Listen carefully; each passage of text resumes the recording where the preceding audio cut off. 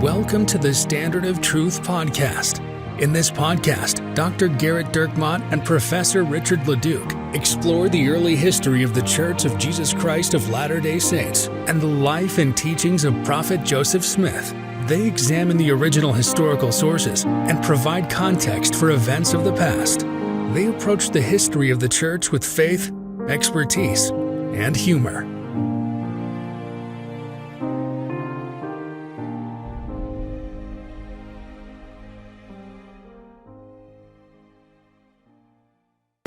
Hi, welcome to another episode of the Standard of Truth podcast.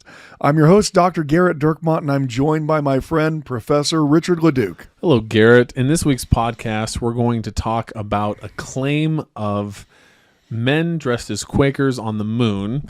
But before we get to that, we've decided we're going to the real hot button issues. Well, so I did get this on my mission, and I know you did as well. And so it's one of those things. I got everything on my mission.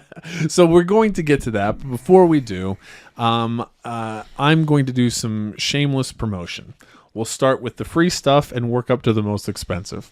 So first, we'd like to, in the description of the email, both on Apple or Spotify or however you access our podcast, please click on the link to take you to the newsletter.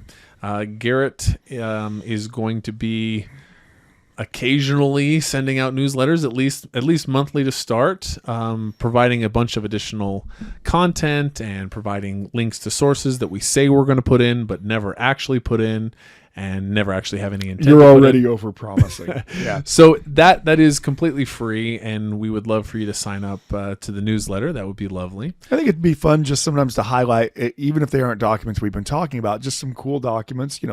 Here's a letter Joseph Smith wrote about this, for people to read. And yeah, we got the idea from a listener, and then also Garrett sent that out to people that are going on the tour with us in June around Christmas time. What a perfect segue.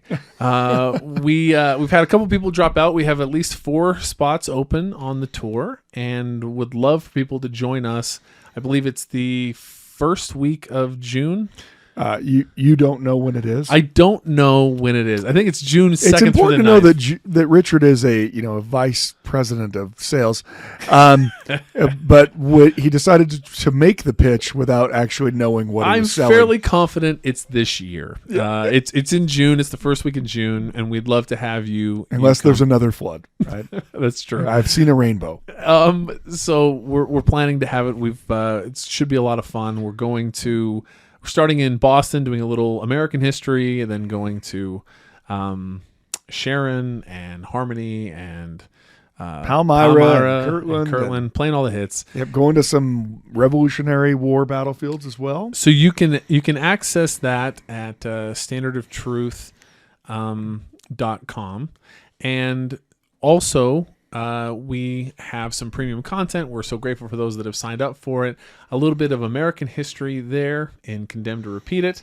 A little bit of the church in chronological order in terms of the restoration. We started with Paul, just to give you an idea of how that's at the pace that's going to be going. Well, we're going to just start with the apostasy. So, yes. No one screams apostasy like the Apostle Paul. His letters. Well, his yes, letters for sure. So we start with Paul, and then we quickly jump from Paul all the way to about 70 AD.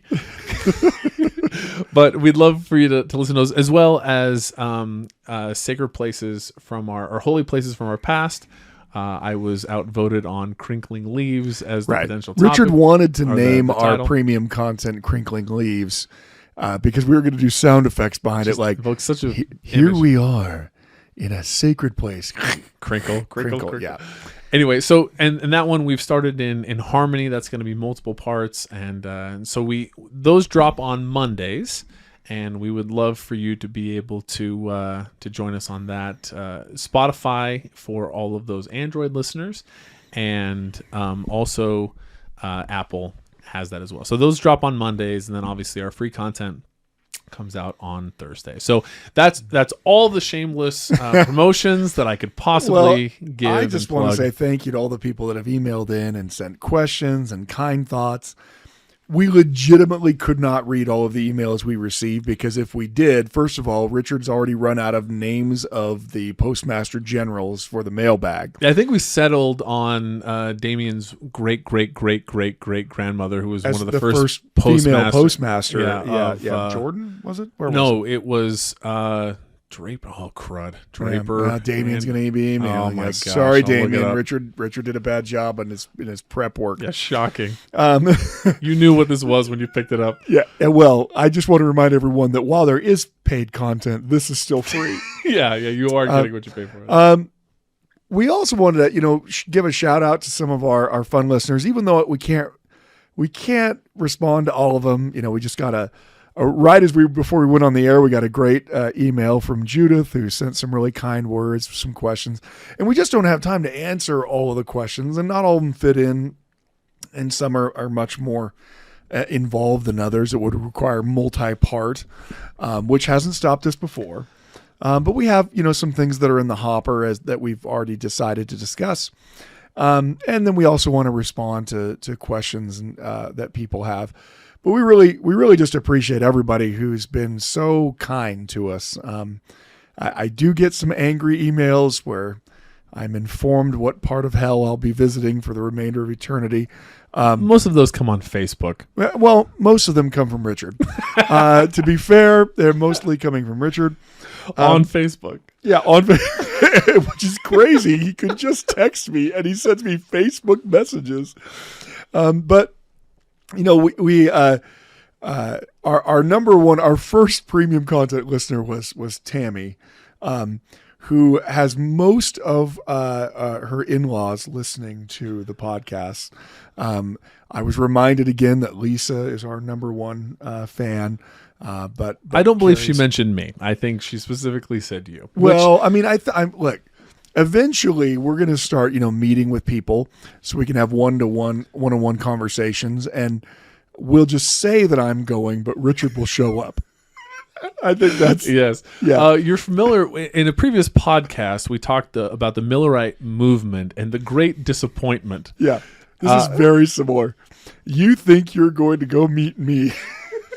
Well, that sounds terrible. Oh, it's just perfect. I had a great conversation this past week with Dallin and Carter, who are, he has the same name as my brother Dallin, which I have many conversations with my brother Dallin.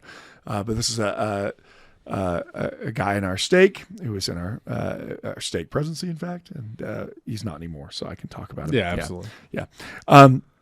But just great people who've just been so kind with the content. And that's what our hope is. Look, our hope is that we can help people, kind of answer some of these questions, that we can provide some, again, very free entertainment, as we have already demonstrated.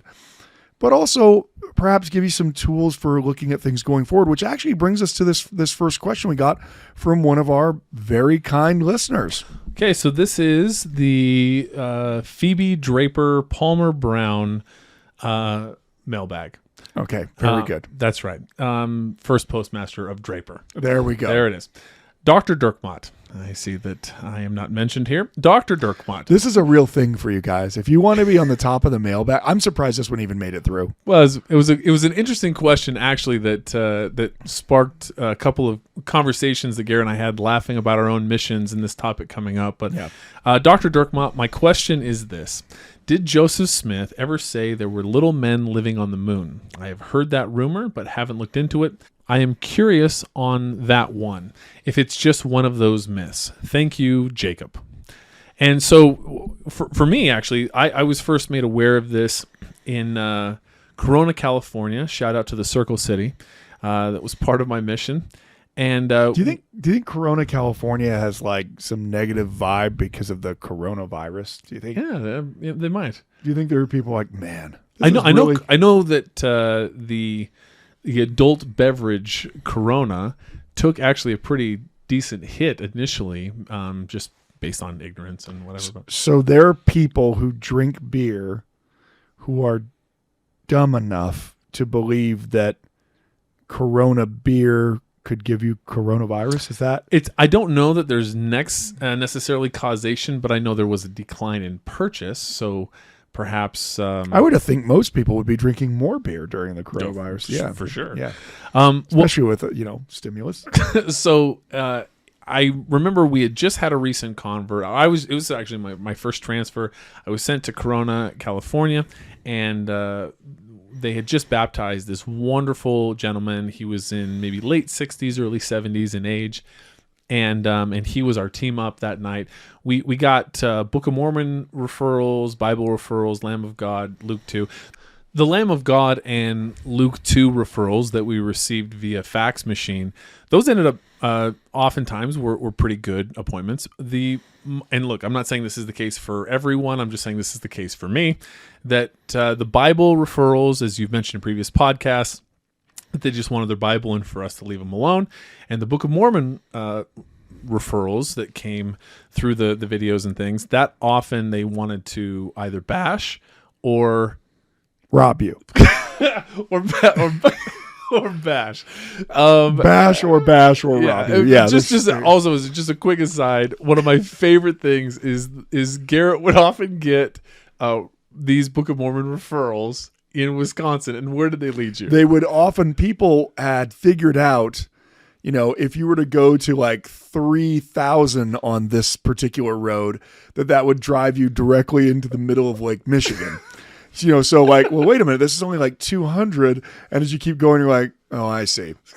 3,000 is about 50 feet into the water. Okay. Yes. Yeah. Well, but so in this particular instance, it was a Book of Mormon referral, and we brought this recent convert, just the sweetest man, and he led with this idea of Joseph Smith said that there are men on the moon dressed as Quakers, and that was the first time I was exposed to that. I was like, what are you talking about? But I know that you also received that question as well. And I can't remember the full context of mine.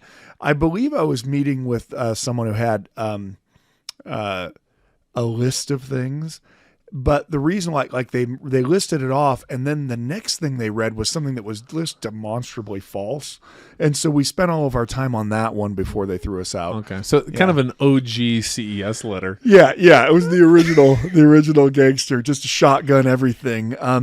So I think it's important. So let's talk about tools when people present you with things like this. First and foremost, for us on our mission, look, the internet existed. I mean, sort of. Yeah, I mean, it kind of existed. Yeah, it existed. You got mail, right? Yeah, that sure. kind of. Yeah, everyone had a bunch of AOL CDs with free 100 minutes on it. They were throwing in there to try to get it. But there was just not very much ability. I mean, this was back when chat rooms were a huge deal, right? Like you'd get on and you'd chat with someone in real time, and you'd get anti-Mormon stuff that way. But where are you from? Utah? Oh, you believe in the wrong Jesus. Especially back then, there usually is some kind of antecedent to what it is that they're making the claim. Now, that there's a source. This is something we've spent a lot of time on this podcast. That there's a source from the past that makes the accusation, and that the source is a good source and should be used to determine whether or not we have a testimony. Those are wildly different things. Right, because the claim isn't that someone said that Joseph said the thing. The claim is Joseph Smith said this thing. And Joseph Smith is therefore a false prophet because he claimed that, and of course there's no men on the moon. Now, that doesn't even take into account the nuances of God allowing people to believe whatever it is that they believe until he tells them something different, right? God does not seem to be in the habit of telling people things that haven't yet been revealed. I mean, there are all kinds of examples of this in the past where prophets don't know everything. They only know what it is that God has revealed to them so far. So why doesn't God just reveal to Joseph Smith that the thing that's really killing everybody in Nauvoo is mosquitoes and malaria? Why does he have Joseph Smith believing that it's swampy air and a miasma from the water that's causing it? I mean, look, there is connection there. Obviously, that's where the mosquitoes are breeding, but they have this connection, but they don't understand. So someone can always shake their fist back at history and say, well, why didn't God tell the prophet this? Well, I mean, that's a question, but it's now asking something that for which there isn't really an answer. So one thing that's always lost in these discussions is that simply because a prophet is living in the world the same way other people are living in the world doesn't make them not a prophet. And they were wrong about assumptions all the time. I mean, Elijah really believed that there was no one left in the nation of Israel that hadn't worshiped Baal. Until God told him, actually, there's thousands of people. Now, did that mean Elijah was a liar? Did that mean Elijah was just an idiot? I mean, it meant that Elijah, as a man, thought he already knew that there was no one left. But as a man, he was wrong. And eventually, God corrected him. But God didn't correct him right away. He waited until Elijah went out storming out of the city and said, all right, it's enough, let me die. It was a while before he had that corrected. So this is something that's very difficult for our Christian friends who have negative views towards our church. They want to try to take our belief in a prophet and turn it into us believing that prophets are infallible know-it-alls who literally know everything at all times, rather than the people God has given the authority and the keys to receive revelation when God deems to give revelation. But there's a great question that no Christian can answer, and that is, when and why does God decide to give the revelation that he gives? Why does he wait to give some revelations? Why doesn't he give it immediately?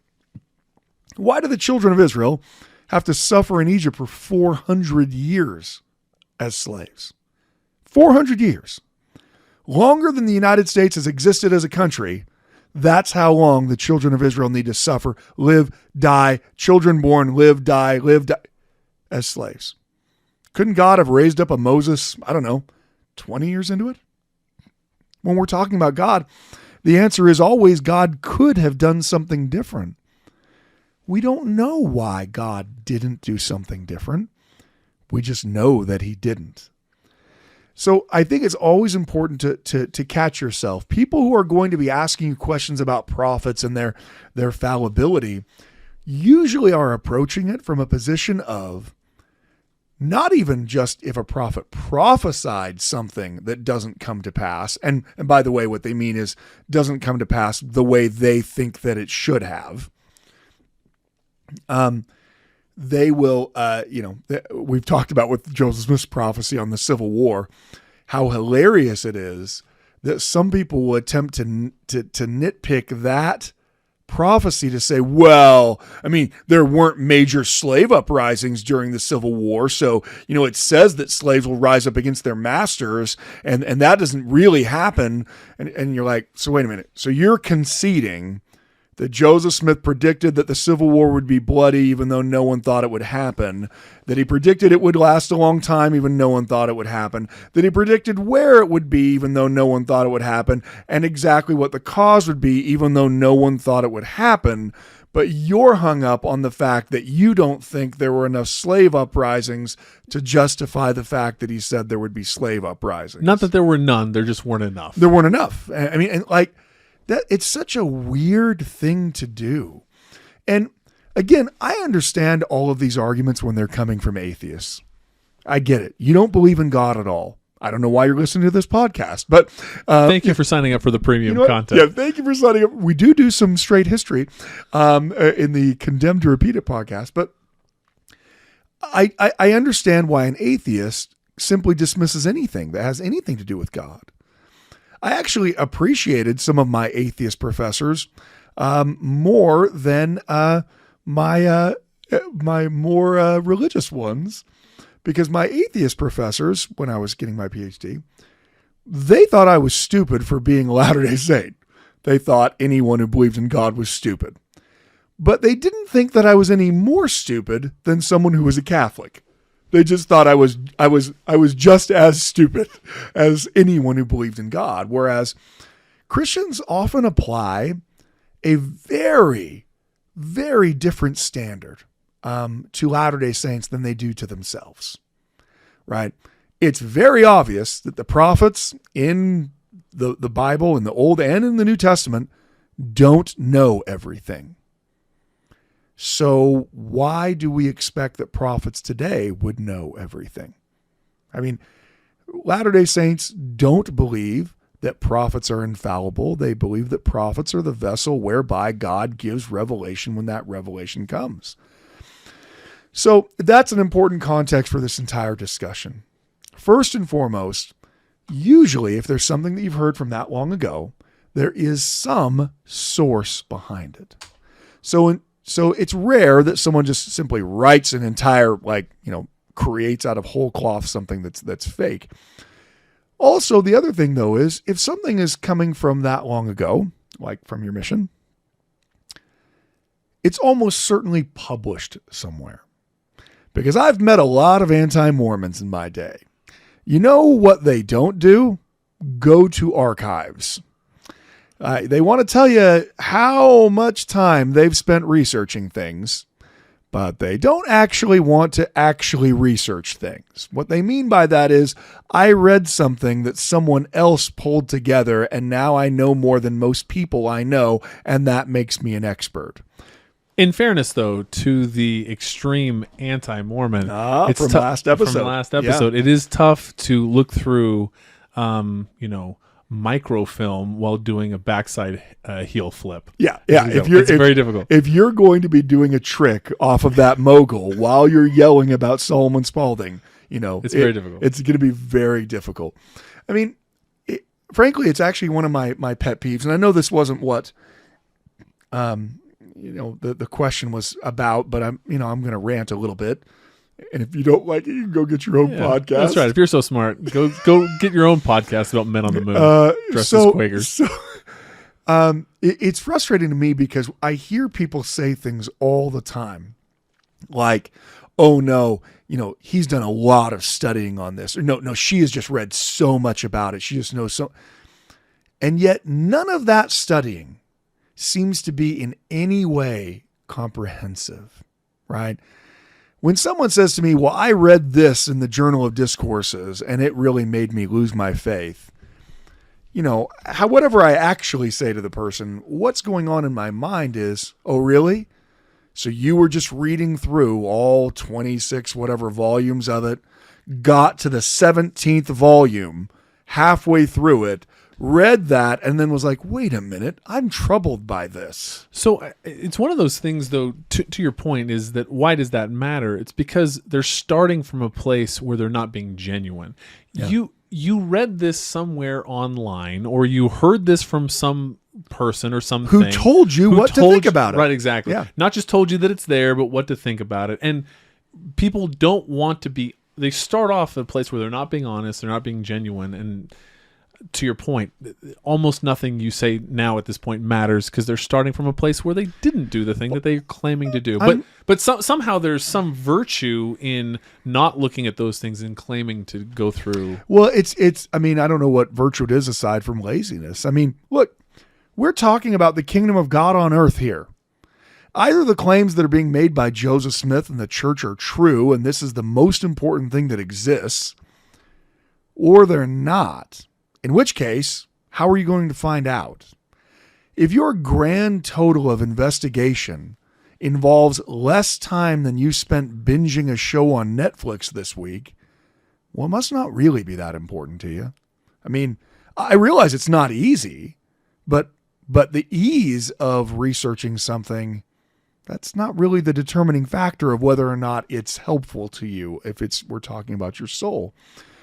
I get this a lot when people will tell me what they think Brigham Young's personality is. They caricature him. I mean, Brigham Young's easy to caricature. We love to do it in the church. We've all heard little pithy quotes or, oh yeah, Brigham this, Brigham that. Whenever I'm in a serious discussion with somebody, another scholar or someone who's talking about it, they say, well, Brigham Young this, and it doesn't align with what I have read from him, I always like to ask, well, how much of Brigham Young's writings have you read? Well, oh no, I've read some stuff from Brigham.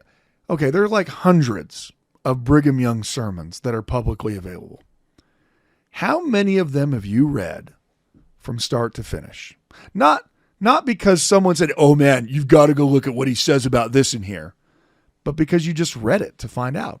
Brigham Young's journals are available. How many people have gone and read his journals to get an insight into who he is? Do you see how weird it is that we think we know people from the past when we haven't even put in a slight actual effort to find out who they are?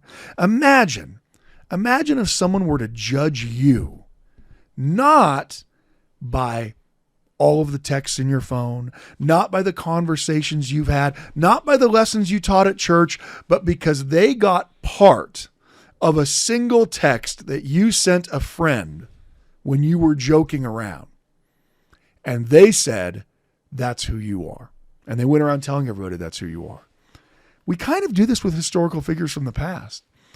We think we know who they are in part because of the way they're presented in movies or in popular culture. But that is not the result of a deep dive into the things they actually said and did. The number of people you meet who've actually spent time doing that is very small. And I don't expect that everyone can. I mean, look, I've got a dream job, right? My job is to read church history documents all day long and then publish on them. That's my job. Somehow, I am paid money for this. Now, it's not an enormous amount. I'm sure Captain Professor, Gendarme Leduc over here will forever be more valuable to the world than a historian will be. And it won't even be close. But still, because it's my job, I spend an enormous amount of time on those things because it's my job. And of course, not everyone can do that. So I'm not saying, oh, you don't get to have an opinion about anything unless you've spent all this time.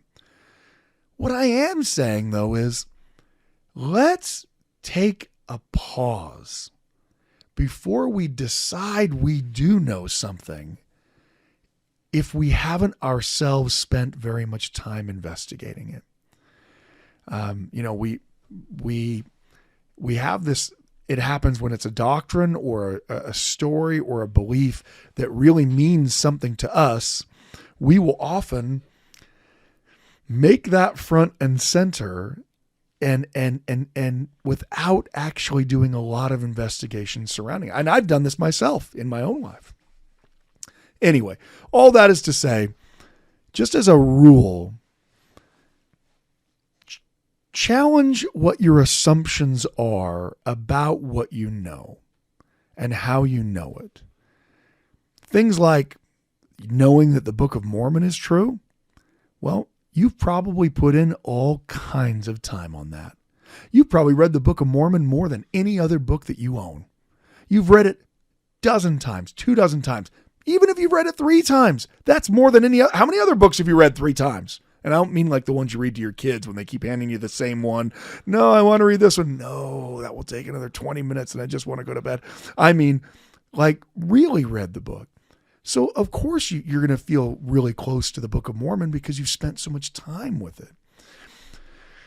And so back to this specific question, it was around this antagonistic attack was around when you were on your mission, when I was on my mission, because it was in an easily findable place, and therefore it made for easy fodder for anti-Mormon. So let's talk about the source that it was in, that it was taken from by those people there in Corona while they were waiting to. How did that end up turning out, by the way? It's actually a great story. He joined the church and became a bishop.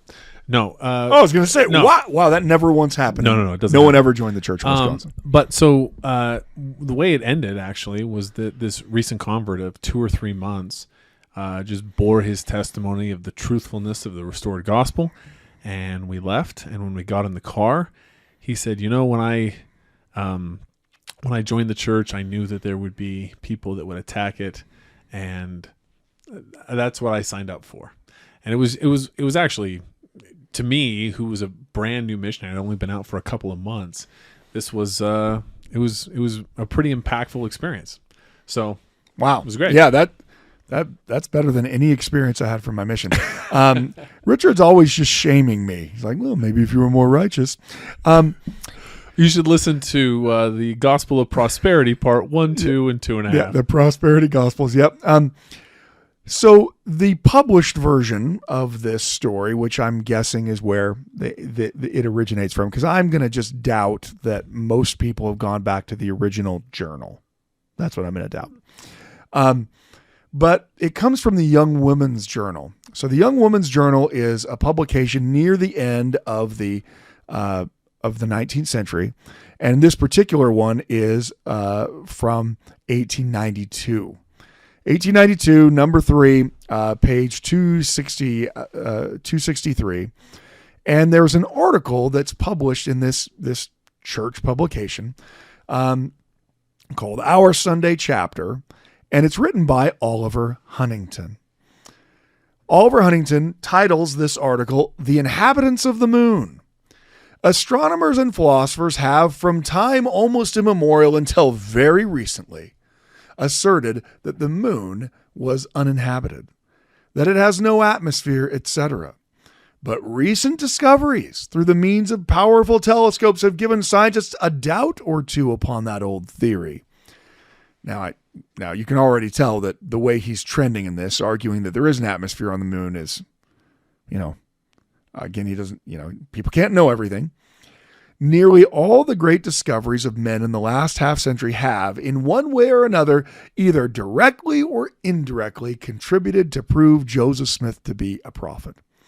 So he's making this argument that even though most people have always thought that there was no person living on the moon and that there was no atmosphere of the moon, those people are wrong, and the fact that they're wrong actually proves that Joseph Smith was a prophet. As far back as 1837, he continues, "I know that Joseph said that the moon was inhabited by men and women the same as this earth, and that they lived to a greater age than we do, that they lived generally to near the age of 1,000 years. He described the men as averaging near 6 feet in height, and dressing quite uniformly in something near the Quaker style." I think part of the question that he had sent in, said that there were little men living on the moon. Well, I think 6 foot in height's a pretty good sized man. Well, we do know from Apollo 11 that Buzz Aldrin was 5'10". We know that Michael Collins, who actually didn't, step on the moon, right? He was still in the. But he was in show. The, yeah. He was 5'11". And this is not the same Michael Collins who was the head of the Irish Republican Army. He was 5'7". Okay, and then that was actually the first thing that came up in the search. So that's how and then Neil Armstrong was also 5'11". So right there, Joseph Smith is proved to be a false prophet. Because it's just 6 average. foot. No, they're average, Well, no one's over 6 foot, so the average is much lower. Maybe there's just an astronaut you don't know about. Well, we landed on the moon several times. Yeah, we did. It's true. But so you can see where this comes from. Now, this is something that he has a personal feeling towards, because apparently the patriarchal blessing that he received, which he continues on. Now, that's not from Joseph, but it's from Joseph Sr. And this is not the exact phrasing of it, but he appears to be paraphrasing it. He says, "In my patriarchal blessing given by the father of Joseph the prophet in Kirtland, 1837, I was told that I should preach the gospel before I was 21 years of age, that I should preach the gospel to the inhabitants upon the islands of the sea and to the inhabitants of the moon, even the planet you can now behold with your eyes. The first 2 promises have been fulfilled, and the latter may be verified. From the verification of the 2 promises, we may reasonably expect that the third will be fulfilled also." So he seems to really believe he's going to preach to the inhabitants on the moon. So you can see why he has this kind of personal feeling towards it. Now, this is published in a church publication, the Young Women's Journal, and so it's widely circulated, and this is where this is coming from. However, if we wanted to go back further, we could get back further into why is it that he's saying this. Now, he's certainly referencing back to this patriarchal blessing, But he says that he knows that the prophet was teaching this as early as 1837. So if we go to Oliver Huntington's journal, which you can get through the BYU digital collections, his journal's been digitized, so you can actually read the whole journal in his handwriting. And while it says it's a journal, it really is. A lot of it is reminiscent accounts, some of it's daily accounts. And this is a place where actually it is a collection of teachings of the prophet Joseph Smith that are not necessarily, they're certainly not contemporary. I mean, these are all reflections backwards. It comes in his journal in the midst of several other things that are going on.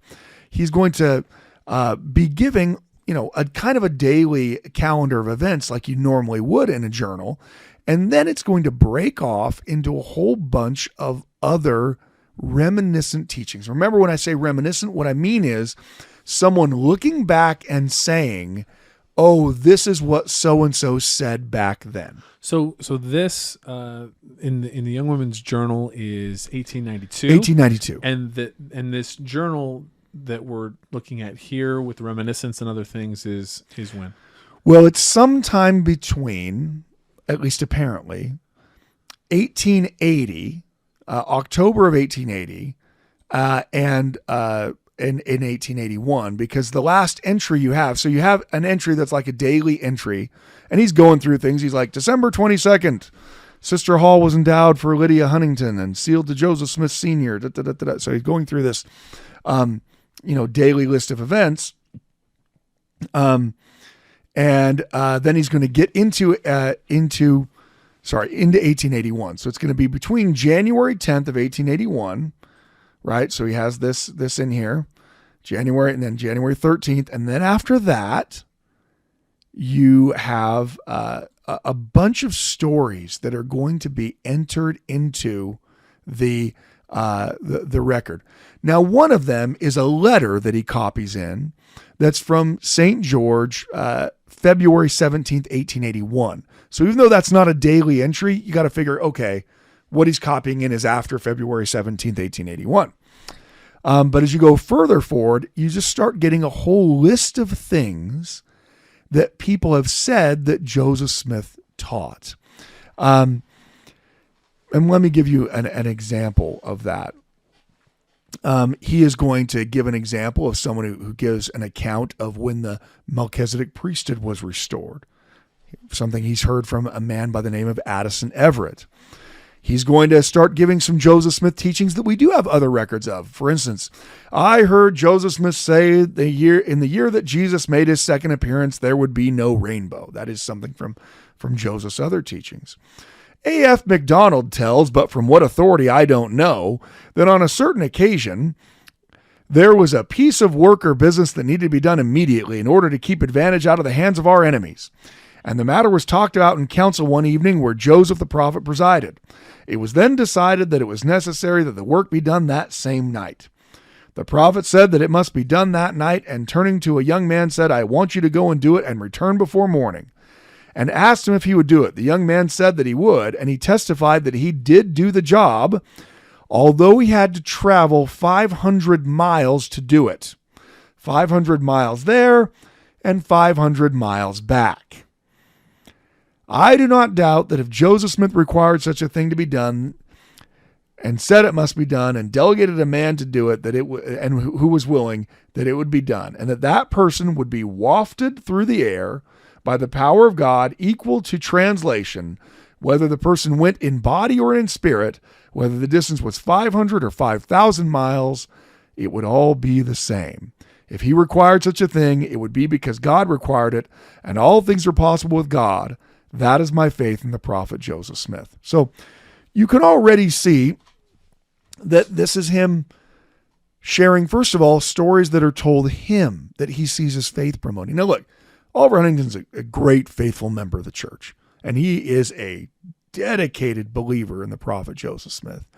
And because he's so dedicated, when someone tells him that story, that's not his story. He's not saying, by the way, I'm the person who was wafted 500 miles, right? He's saying someone told him that story.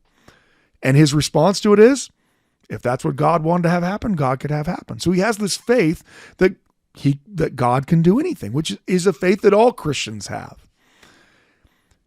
But it's clear that he's not telling something that Joseph told him. He, in fact, says this is something that this other person told him. And at the very least, it has to be a story that is 40 plus years old, because it's 1881 and Joseph dies in 1844. So maybe it's only 36, 37 years old, but that means you're pretty far removed from when Joseph ever would have said this thing anyway. So that's an example. There's just kind of a list of things. He then gives a list of something that is an odd fulfillment. I mean, so here he gave a couple stories about how, even if God commanded it, this guy's flying 500 miles through the air like his body's translated in order to fulfill whatever the prophet said. And then he gives a story about how Joseph told W.W. Phelps and his wife that they should never taste of death. And the way he describes that happening, because both have passed away, is that, W.W. Phelps had lost all of his mental faculties before he died. And so because of that, he didn't taste of death. And that his wife, died instantly by being struck by a flying board in a gust of wind. And so she didn't, quote, taste of death because she died instantly. So it's very interesting. You have this kind of fluctuation back and forth between, well, the literal fulfillment of this prophecy or this statement, was, carrying someone through the air. And now here, instead of a literal fulfillment, it's a figurative fulfillment. So we already know that Oliver Huntington he's presenting things in this list of teachings and ideas.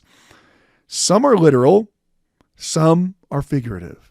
Some are things that he is claiming to know about himself. Others are things that he's clearly getting from someone else. Now, why does it matter that he gets, if he gets something from someone else?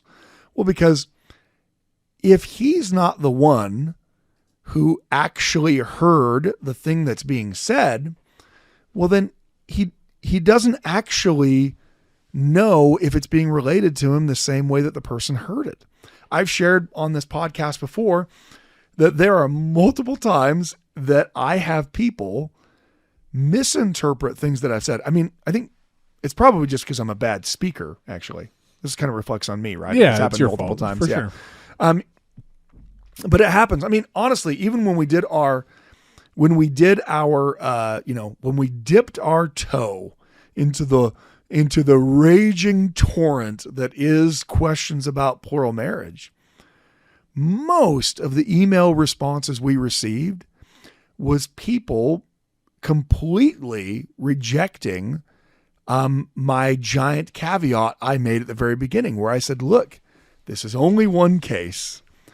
I realize there are many other cases of plural marriage. I understand that there, and I went through that whole thing, setting it up, saying your impetus is going to be to want to email me and say, well, what about this?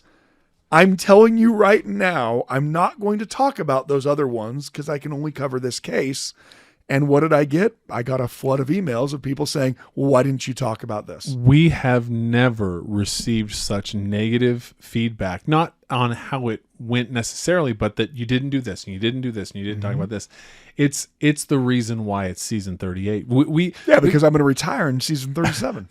A lot of the feedback we get is very good. And not that we don't, we understand that there's criticism for how things are done, but we have not received any feedback as negative as was that.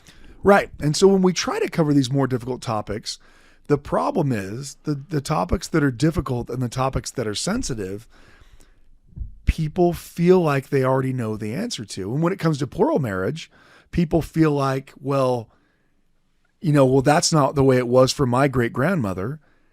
Well, there are literally hundreds of thousands of people that participate in plural marriage families in some way. So I don't have the ability to in any comprehensive way, unless this entire podcast was called the Let's Talk About Every Single Polygamous Marriage That Existed That We Have Records Of podcast, which, you know what? Maybe that should be premium content. That'd be good. Premium content, the polygamy podcast. Oh boy. I mean, so I don't have the ability to do that. So all you can really do as a historian is talk about generalities. The problem is when it's something that people really care about, even when you say, I am only talking about this in general, or I'm only talking about this specific case, someone who has a personal connection to it immediately goes to, well, yeah, but that's not what my grandfather said. I know it's not what your grandfather said. And his experience might have been very different than many other people's. And so it's important to understand that we have a tendency to, when we feel strongly about something, to make what we hear all about that thing.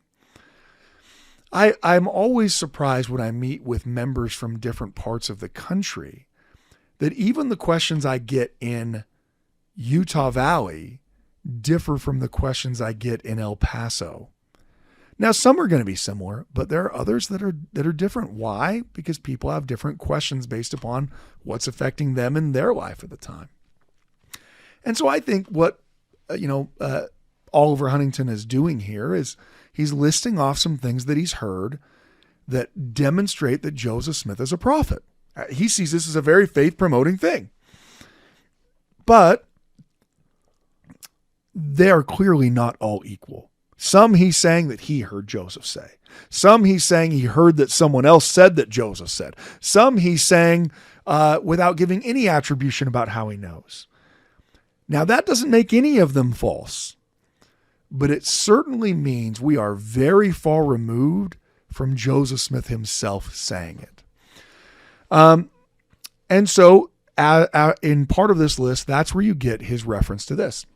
The inhabitants of the moon are more of a uniform size than the inhabitants of the earth. So it's very similar to he probably uses his journal to create the article that he writes 10 years later. The inhabitants of the moon are more uniform in size than the inhabitants of the earth, being about 6 feet in height. They dress very much like the Quaker style and are quite general in style or one fashion of dress. They live to be very old, coming generally near 1,000 years. This is the description of them as given by Joseph the seer. And he could see, in quotes, whatever he asked the Father in the name of Jesus to see. I heard him say that he could, quote, ask what he would of the Father in the name of Jesus, that it would be granted. And I have no more doubt of it than I have that the mob killed him.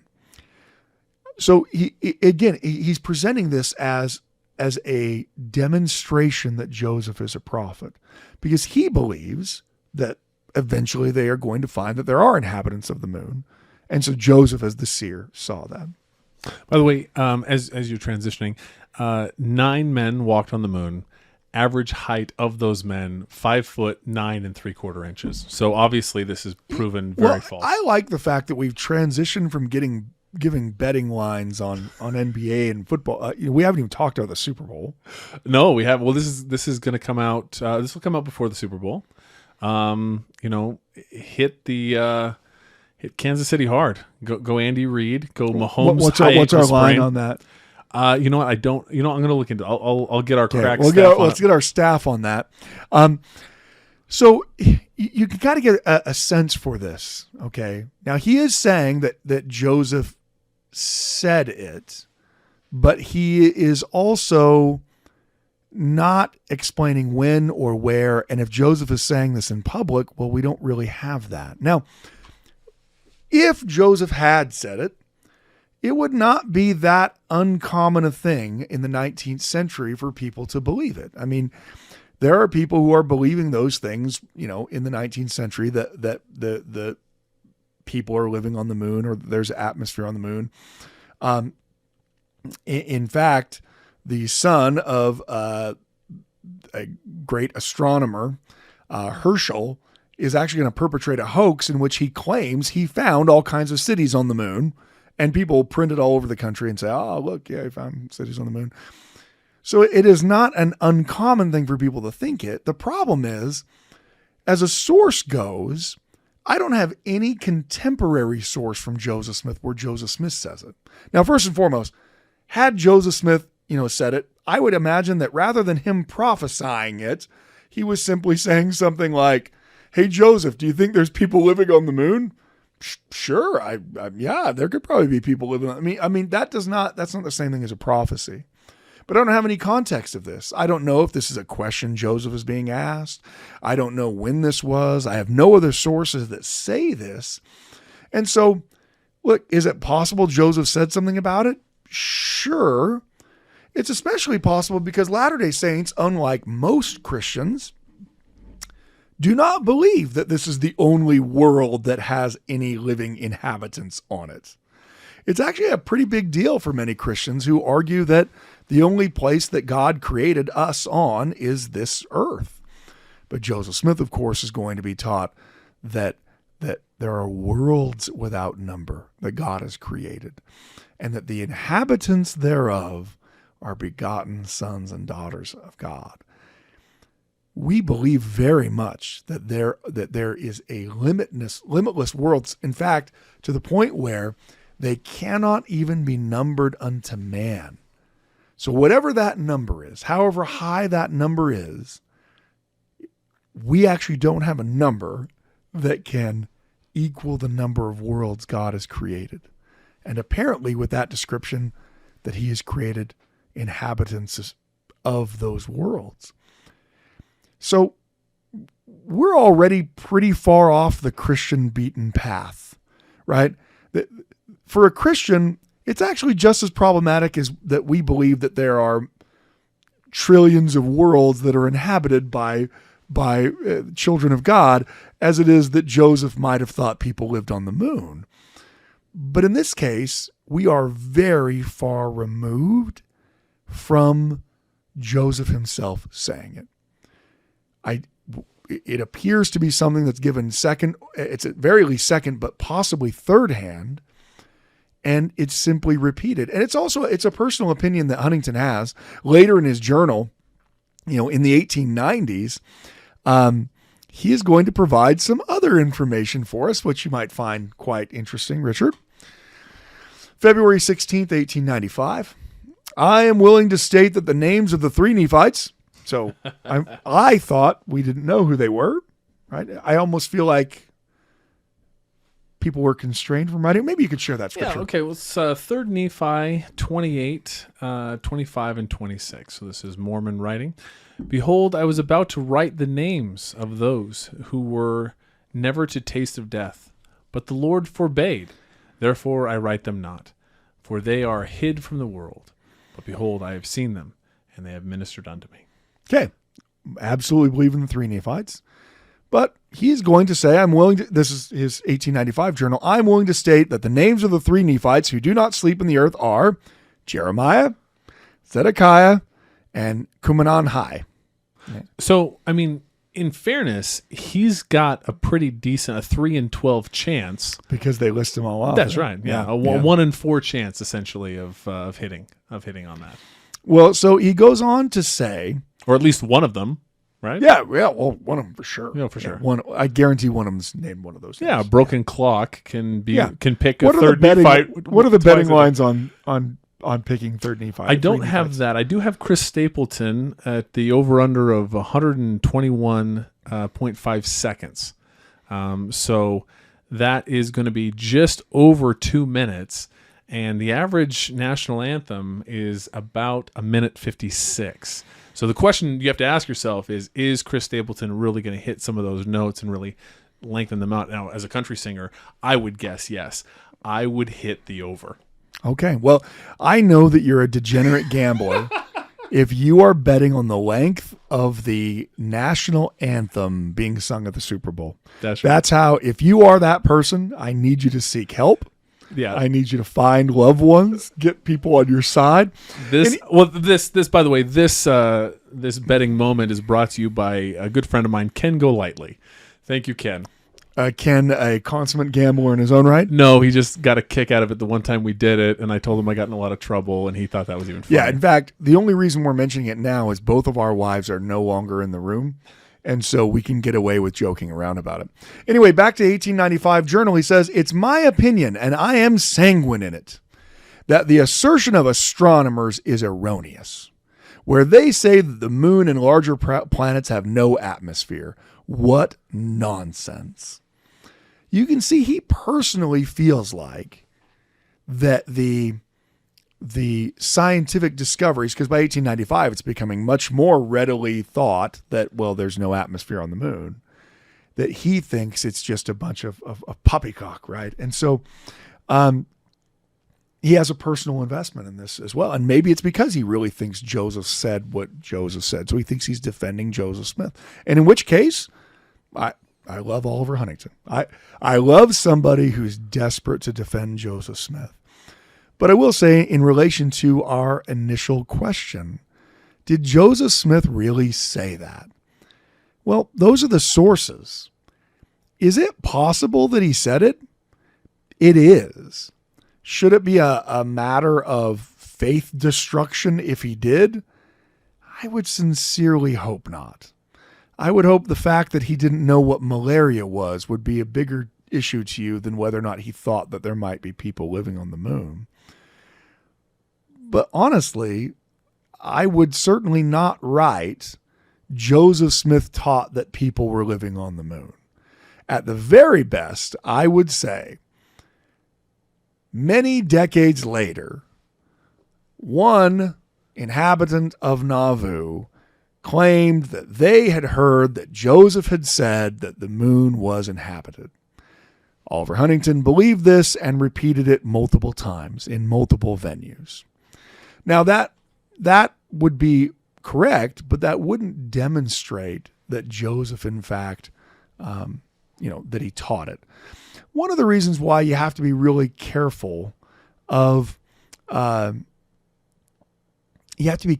sources where you only have a single person saying it is you don't know whether or not they got the information correct.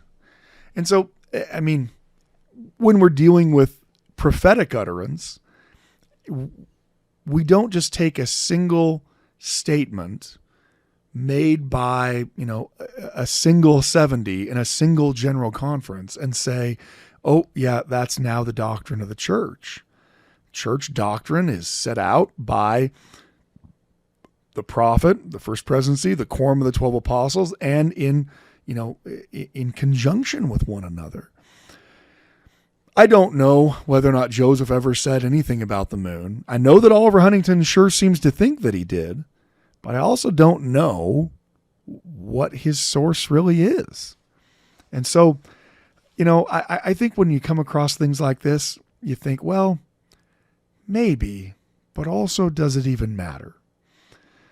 I think that's why it's so important to, and look, our listener who wrote in was in no way challenged in their faith by this. They thought it was ridiculous, right? So it's not a faith challenging thing for them. But it is just important to know whether or not you have felt the Holy Spirit speak to you to tell you that Joseph Smith was a prophet and that Jesus is your Savior. Because once you have that power, that witness of the Spirit, that Joseph Smith indeed was a prophet of God, then that means he's still a prophet of God, even if he doesn't know how malaria works. It means he's still a prophet of God, even though he didn't discern that John C. Bennett was going to become a horrible traitor to the church. It means he's still a prophet of God, even if he at times was a sinner. Joseph's very open about the fact that he's not perfect. It's us looking back on him who seem to not really be willing to tolerate the fact that he's not perfect.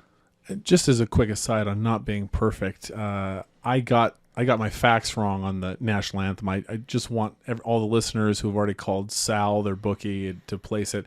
The average is a minute 23. Houston had it at a minute 56. So And by Houston, you don't mean the Super Bowl that was at Houston. I thought you were referencing the Apollo landing again. Hit the under. I would feel terrible if Ken lost his home based on faulty information. I am also not a prophet. I think you should know by now that once bookies take a bet, you can't change it. That's right. Send your emails and a copy of your slip in, and I will reimburse you. No, we will not. One last thing I didn't mention is that there's some evidence in this list of reminiscences that he has that Huntington is not quite getting everything right. That he's remembering parts of things, but that things are becoming somewhat jumbled. For instance, he writes, wine was used at the sacrament in Kirtland. And one Saturday, Joseph the prophet sent someone to the store to buy wine for the next day. Joseph started then to go home, and on the way an angel of God met him and told him to buy no more wine of the enemies for the sacrament, but use water until they should make wine new themselves, for their enemies would try to kill the saints with poison in the wine. Now, something like that story does take place, but it takes place in Colesville in New York. This is where you get, Section 27 of the Doctrine and Covenants. It comes in 1830, not later in 1833, 34, or whenever they're saying they're doing this. And also, water outside of this source, we don't think is used in the sacrament until much, much, much later. So you can see how there's some parts of that are accurate, but then there's other parts that are completely inaccurate. But while we're on the subject of drink, let's tell one last story that he has in here. Robert Thompson was a faithful, just clerk for Joseph Smith. Now, maybe there are some of you who are solid enough listeners of ours that you remember listening to our Mercy Fielding episode. Does anyone remember that one? Great unsung heroes. Unsung women of church history. Robert Thompson was her husband, right? She was Mercy Fielding Thompson. Robert Thompson was a faithful, just clerk for Joseph Smith the prophet in Nauvoo, and had been in his office steady for nearly 2 years. Joseph said to Brother Thompson one day, "Robert, I want you to go out and go on a binge. Go get drunk and have a good spree, and if you don't, you will die." Now, of all of the things that Oliver Huntington wrote, I desperately want this one to be true. I desperately want it. Robert did not do it. He was a very pious, exemplary man, and never guilty of such impropriety as he thought that to be. In less than 2 weeks, he was dead and buried. Now, here's a great example of correlation not really being causation. Robert Thompson, by all accounts, is absolutely faithful and is absolutely devoted to Joseph, and Joseph loves him. I mean, they are very close to one another.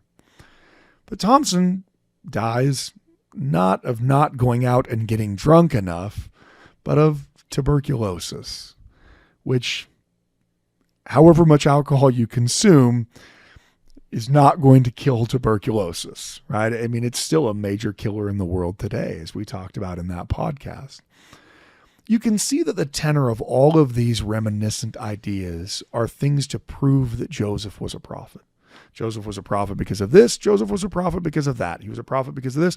And that actually goes back to the question that we had earlier. And that is, you sometimes I feel like these things are just, that there are stories that people use to try to prove things. How do we know what's true and what's not true? Obviously, we use the Spirit to help discern. But again, none of our testimonies should be turning. They should not be hanging in the balance. They should not be rising or falling on the basis of a single statement somewhere in someone's journal 40 years after the prophet's murdered. That's not where your testimony should be. Because even if Joseph thought people lived on the moon, you tell me where the Book of Mormon came from. You better have a better answer for that than Joseph might have thought people lived on the moon because someone said that he said that he did 40 years after the fact. I mean, That sounds like a great argument. It's just not a very good argument. So I think that's our constant plea on this podcast is, look, we want to learn things. We want to be engaged in learning about these things.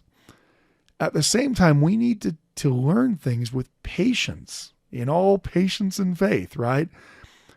Just because we learn a source that we didn't know before does not necessarily mean that our entire worldview or our testimony needs to change.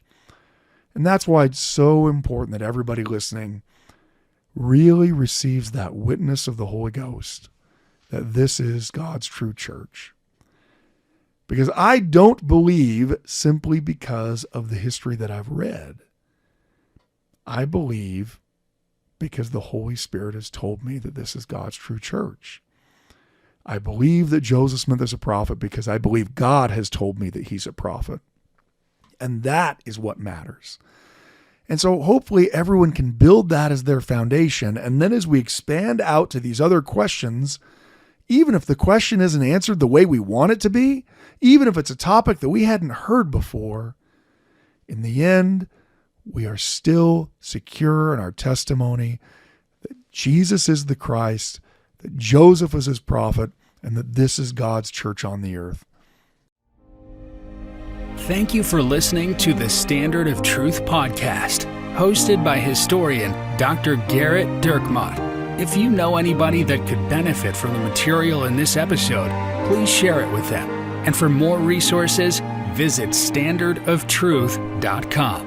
Until next time.